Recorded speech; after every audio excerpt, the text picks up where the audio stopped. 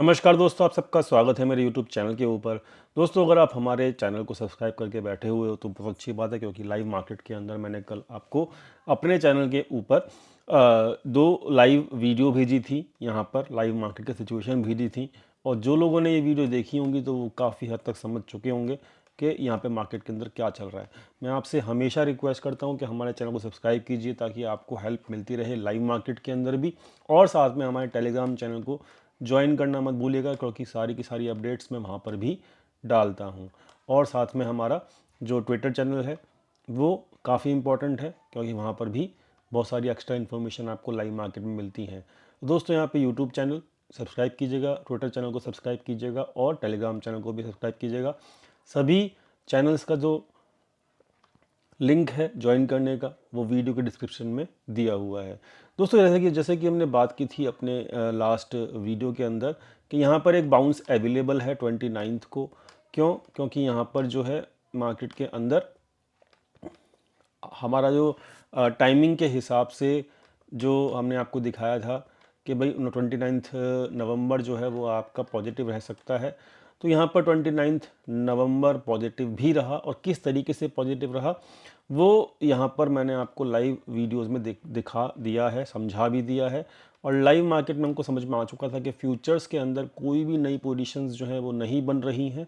और दोस्तों, फ्यूचर्स में पोजीशंस अगर नहीं बनेंगी तो यहाँ पर कोई भी नई जो एक्सपायरी चालू होती है ना, जैसे एक्सपायरी चालू हुई है दिसंबर की, ठीक है, दिसंबर की एक्सपायरी नहीं चालू हुई है, तो यहाँ पर दिसंबर की एक्सपायरी में अभी तक कोई भी पोजीशन नहीं बनी किसी भी प्लेयर की।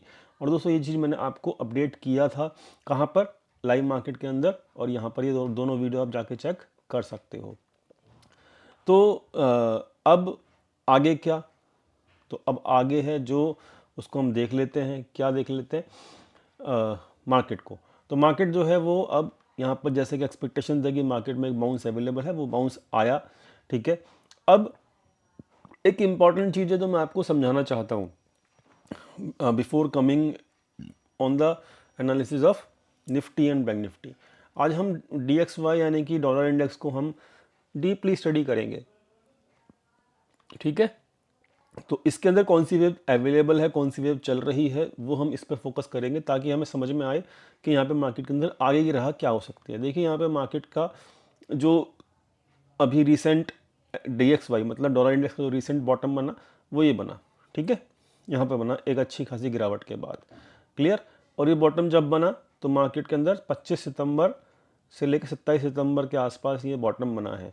और आप चेक कर सकते हो निफ्टी के अंदर जो है हाई भी वहीं लगा है, ठीक है। तो हाई आप चेक कर सकते हो, 27 सितंबर के आसपास हाई लगा है, और DXY जो है 27 सितंबर के आसपास आपका लो लगा है। तो इसीलिए मैं हमेशा कहता हूँ डॉलर इंडेक्स को हमेशा से ट्रैक किया करो, क्योंकि डॉलर इंडेक्स जो है वो जितना बढ़ेगा, डॉलर के रेट जितना बढ़ेगा, FIs उतना ज़्यादा सेलिंग करेगा, और FI सेलिंग करेगा तो मार्केट में गिरावट आएगी।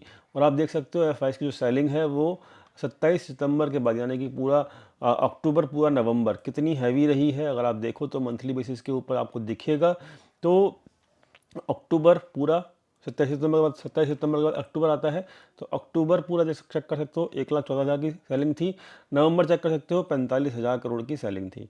तो ये नवंबर अक्टूबर मिला के दोनों मिला के आपका 1.5 लाख करोड़ से ऊपर की सेलिंग हो चुकी है, ठीक है दोस्तों। तो यहाँ पर काफ़ी इंपॉर्टेंट है हम लोगों को ये ट्रैक करना कि DXY यानी कि डॉलर इंडेक्स के अंदर क्या चल रहा है।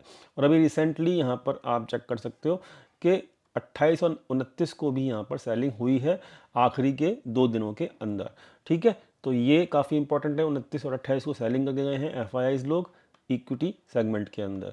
अब यहाँ पे चेक करो कि यहाँ पर डॉलर इंडेक्स का जो लो लगा था 27 सितंबर को, वहाँ से मार्केट ने डॉलर इंडेक्स की मार्केट ने क्या दिखाया है। तो यहाँ पर आप क्लियर देखेंगे तो एलिट वेव के हिसाब से यहाँ पर जो है ये वेव 1 है, ठीक है, जो मैं आपको दिखा रहा हूँ यहाँ पे वेव 1 है। यहाँ पर जो डिप आया वेव 2 आया, ठीक है। फिर यहाँ पर वेव 3 कंप्लीट हो चुका है। वेव 3 के बाद जो है यहाँ पर अब वेव 4 चल रहा है, ठीक है। तो यहाँ पर वेव 4 के बाद वेव 5 जो है वो पेंडिंग बचा हुआ है। तो जहाँ पर देख सकते हो आप कि वो जो मैंने यहाँ पर फिबोनाची लेवल्स लगा रखे हैं उसके हिसाब से जो वेव 4 है, that should complete around the 38% level. तो यहाँ पर एक आधा दिन हो सकता है कि मार्केट टाइम पास करे, लेकिन बहुत जल्दी यहाँ पर ये वेव 4 का जो बॉटम है बना लेगा DXY। तो यहाँ पर आप ख्याल रखिएगा कि एक आध दिन के अंदर वेव 4 कंप्लीट होने वाली है डॉलर इंडेक्स की, और फिर वहाँ से वेव 5 हम मार्केट में देखेंगे डॉलर इंडेक्स का। डॉलर इंडेक्स का वेव 5 कहाँ तक जा सकता है तो वो हम चेक करेंगे। तो यहाँ पर अभी मैं कंफर्म नहीं बता सकता, क्योंकि अभी वेव 4 का जो बॉटम है वो लगा है कि नहीं लगा ये मुझे कंफर्म नहीं है। लेकिन अगर मैं एस्टिमेशन लगाऊं कि 38% से नीचे नहीं जाता, क्योंकि ये जनरली एक रूल है, तो उसके हिसाब से हम देखें तो यहाँ पर आप देखोगे कि यहाँ पर 127% जो है वो आना चाहिए वेव 5, जो कि आ रहा है $108। यानी कि कुछ तो प्रॉब्लम है जो हमें शायद नहीं पता। और अगर $108 के आसपास यहाँ पर डॉलर इंडेक्स पहुँच जाता है दोस्तों, आप बिलीव नहीं करोगे कितनी हैवी सेलिंग यहाँ पर होगी। क्योंकि यहाँ पर जब रिसेंटली थर्ड जो ये वेव थी, यहाँ पर देख कर सकते हो 102 से, और आपका जो डॉलर इंडेक्स है 107 गया था, मतलब 103 से 107, यानी कि 4 रुपये यहाँ पर 4 यूनिट कह सकते हो। 4 यूनिट जो है यहाँ पर डॉलर इंडेक्स बढ़ा था। 4 यूनिट बढ़ने के अंदर नवंबर के अंदर आपको 1 लाख करोड़ की सेलिंग मिली थी। मैं ये नहीं कह रहा कि 1 लाख करोड़ की दोबारा सेलिंग होगी, लेकिन यहाँ पर मार्केट के अंदर अगर अभी यहाँ पे 105 से और 108 जाता है तो $3 तो यहाँ पे बढ़ेगा। $3 तो आपको यहाँ पे डॉलर इंडेक्स बढ़ना चाहिए। $3 की बढ़ने के हिसाब से आपको 50,000 करोड़ के आसपास सेलिंग अभी भी देखने को मिल सकती है FIIs की, जो कि मैं बात कर रहा हूँ दिसंबर के अंदर। तो यहाँ पर अभी हमें कॉशियस ही रहना है, और अभी भी हमको वेट एंड वॉच करना है, बाइंग मोड में अभी नहीं आना है as per the dollar index. जितना डॉलर इंडेक्स हैवी रहेगा उतना ज़्यादा यहाँ पे FI सेलिंग करेंगे। ये लॉजिक मैं आपको बहुत पुरानी वीडियोस में आपको समझा चुका हूँ। दोस्तों वीडियो समझ में आ रही है? वीडियो अगर पसंद आ रही है तो प्लीज़ अभी से अभी वीडियो को लाइक कीजिएगा और चैनल को सब्सक्राइब करना मत भूलिएगा। चलो अब फटाफट से चलते हैं हम अपनी नॉर्मल एनालिसिस के ऊपर। तो यहाँ पर निफ्टी नॉर्मल एनालिसिस जो है वो हमारी स्टार्ट होती है। तो यहाँ पर जो है ये आप देख पाओगे आप कि ये जो है आपका एक पॉजिटिव कैंडल बनी, लेकिन दोस्तों इस कैंडल ने ना तो पिछली कैंडल का लो तोड़ा, ना ही पिछली कैंडल का हाई तोड़ा। जब तक पिछली कैंडल के हाई के ऊपर क्लोजिंग नहीं मिलती, हमको बुलिश होने की कोई ज़रूरत नहीं है। तो यहाँ पर इम्पॉर्टेंट क्या है? इम्पॉर्टेंट है हमारे लिए ये वाला लेवल, ये वाला लेवल 355 का 355 का लेवल जो है वो काफ़ी इंपॉर्टेंट है। क्या हमको 355 के ऊपर क्लोजिंग मिल पाएगी नेक्स्ट वीक में? ये काफ़ी इंपॉर्टेंट रहेगा। और अगर नहीं मिलती है तो फिर यहाँ पर मार्केट के अंदर हमको लॉन्ग नहीं होना। तो अभी भी हम वेट एंड वॉच कर सकते हैं। DXY का भी वैसे भी अभी 1-2 दिन के अंदर बॉटम बनने वाला है, तो अभी हमें वेट एंड वॉच ही करना होगा। तो डॉलर इंडेक्स काफ़ी इंपॉर्टेंट रहेगा वेट एंड वॉच करने के लिए। और देखिएगा वहाँ पे कि फोर्थ वेव कंप्लीट हो रही है कि नहीं हो रही डॉलर इंडेक्स की। तो यहाँ पर 355 के ऊपर जब तक हम नहीं जाते, कोई भी हमें इंडिकेशन क्लियरली नहीं है कि यहाँ पर मार्केट में अभी स्ट्रेंथ आएगी या नहीं आएगी। क्लियर? तो ये अभी वेट एंड वॉच मोड में है। कौन? निफ्टी। लेवल में आपको समझा दिया 355 का। क्लियर? ओके। और क्लोजिंग होनी चाहिए इसके ऊपर, ऐसा नहीं कि इंट्राडे में ऊपर गया और फिर नीचे आ गया, ऐसा नहीं चलता। इसके ऊपर क्लोजिंग होनी चाहिए वनडे की 355 के लेवल के ऊपर, याद रखना इस चीज़ को। ठीक है जी।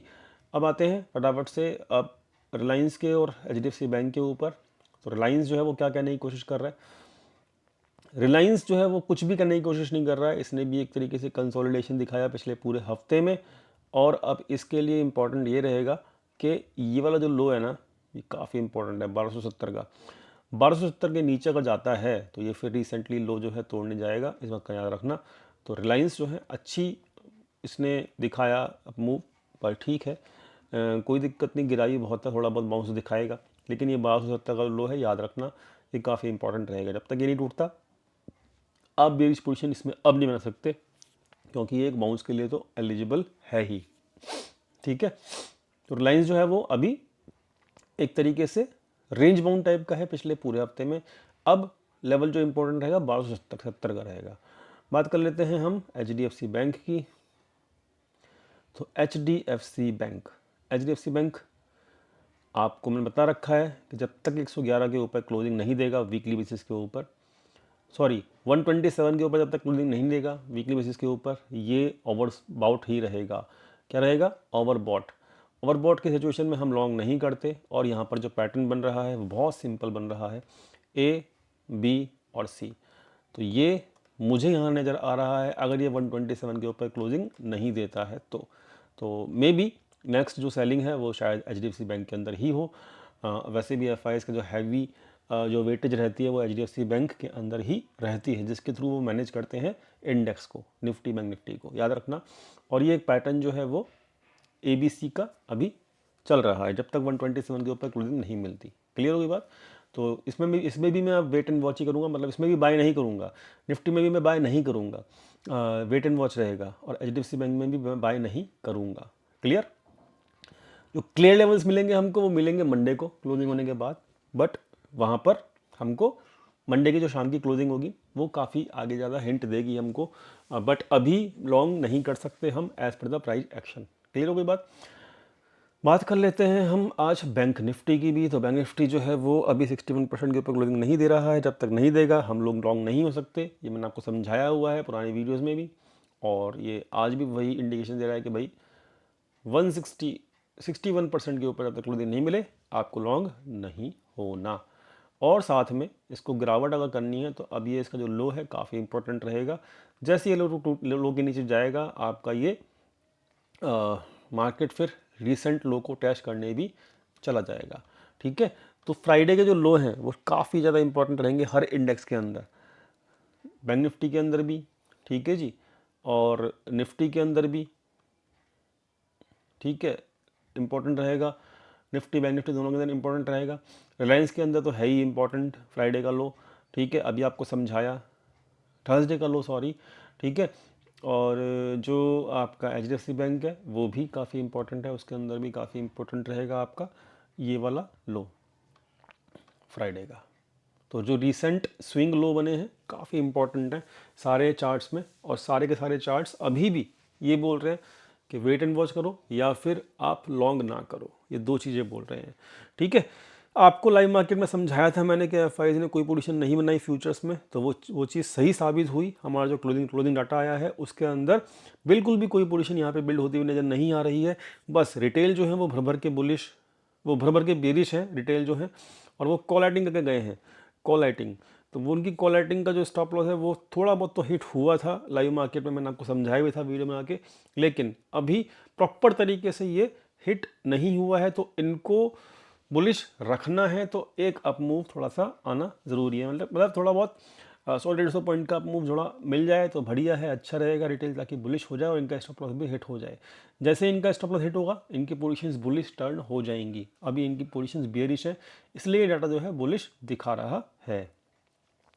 ठीक है, और इनके FIs के एवरेज लॉन्ग पोजीशंस का जो एवरेज है वो है 23,400, शॉर्ट पोजीशंस का जो है वो 24,967 है। क्लियर? FIs की जो पोजीशन है वो यहाँ है, तो यहाँ पे मार्केट में बाउंस क्यों आया आप देख सकते हो, क्योंकि FIs की पोजीशन यहाँ बनी हुई थी। ठीक है, और थोड़ा ऊपर लेके जाएंगे तो ये दोनों पोजीशंस को FIs क्लोज कर सकते हैं प्रॉफिट में। ठीक है जी, तो यहाँ पर ओवरऑल जो है सिचुएशन आपको समझ में आ रही है क्या, कि अभी भी लॉन्ग नहीं करना है as per the dollar index, wait and watch करना है, इंपॉर्टेंट लेवल्स को वॉच करना है। फ्राइडे और थर्सडे के जो लो हैं काफ़ी इंपॉर्टेंट रहेंगे मार्केट के अंदर, और हमारे चैनल को सब्सक्राइब करना है। और साथ में यहाँ पर मैंने अभी एक रीसेंट एनालिसिस करके, ठीक है, और यहाँ पर मैंने डाला है जो क्रिकेट लवर्स हैं उनके लिए, कि यहाँ पर पहली टीम जो होगी साउथ अफ्रीका होगी जो WTC में क्वालिफाई करेगी। तो यानी कि साउथ अफ्रीका के अगेंस्ट कौन जाएगा वो यहाँ पर देखना होगा। ठीक है, तो ये काफ़ी इंपॉर्टेंट एनालिसिस थी, मैंने कर दी। ठीक है, और बाकी तो अभी जो 20 जनवरी है वो डेट हम लोगों को याद ही है, 20 जनवरी से पहले मार्केट में बॉटम शायद ना लगे। ठीक है, तो 20 जनवरी कहाँ है, ये निफ्टी में मैंने ड्रॉ कर रखी है आप लोगों के लिए, चेक कर लो। हाँ, तो 20 जनवरी ये डेट है, 20 जनवरी। तो ये मैंने आज से नहीं 4 अक्टूबर को ही मार्क कर दी थी आप लोगों के लिए, और याद रखना ये यहाँ पे ही मार्केट के लिए एक इम्पॉर्टेंट टाइमिंग आ रही है। क्लियर हो गई बात? तो दोस्तों उम्मीद करता हूँ वीडियो समझ में आई होगी। वीडियो समझ में आई तो प्लीज़ लाइक कीजिएगा, दोस्तों के साथ चैनल को सब्सक्राइब कीजिएगा, दोस्तों के साथ शेयर कीजिएगा चैनल को, और मिलते हैं नेक्स्ट वीडियो में। टेलीग्राम चैनल का जो लिंक है डिस्क्रिप्शन में दिया हुआ है। Thank you so much.